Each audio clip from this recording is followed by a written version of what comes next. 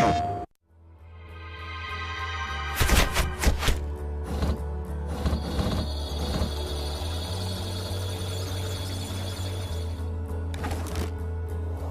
wanted to have a big world for Watch Dogs, and it is. I mean, you can drive a very fast vehicle and cross the city, and we wanted to keep all the details and all the density of the city as you crossed it, and at 200 miles an hour. But more importantly, we wanted to have a deep city. We wanted depth. We wanted a lot of density.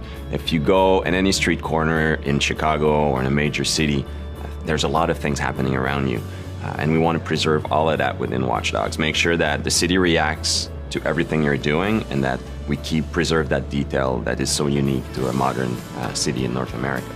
So at the heart, it's the same game's vision, right? We're starting from a vision, and then Disrupt is a very scalable technology, a very scalable game engine. So what we're doing is we're preserving the game experience, but if you play Watch Dogs on the PlayStation 4, we want to make sure that we use all of the console's capability. So all the game spiller we're able to make longer and stronger. All of the details in the game we're able to push forward. We have more details, more immersion. We're able to increase connectivity, increase the density of things. So it's the same game experience, but basically magnified on the PlayStation 4.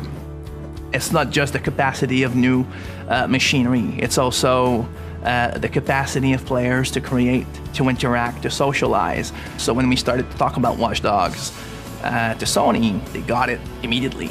It is the players and their behavior that will actually bring what next gen actually means.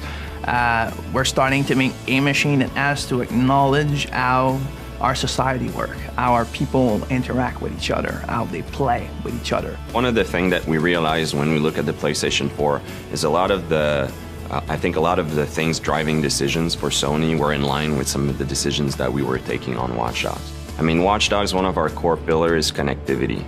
The first layer of it is the main character can connect to his whole environment. He can control the city, hack into any computer. But the game itself, we're applying it to the game. So the game is connected in many ways. So we want the player to be able to connect to Watch Dogs even through his mobile, be able to play directly with people who are on their console, who are on their PlayStation 4, even if he's on the bus. Basically being able to be attached to our game world even when he steps out of the living room. We are definitely in Watch Dogs exploring very new way of expressing what online could be, what it means to be connected, especially in a game where connectivity is at the heart of it. We want the player to be surprised when he meets other players. We want him to be able to go from single player to multiplayer without having to go through a lobby, to menus, to various game settings.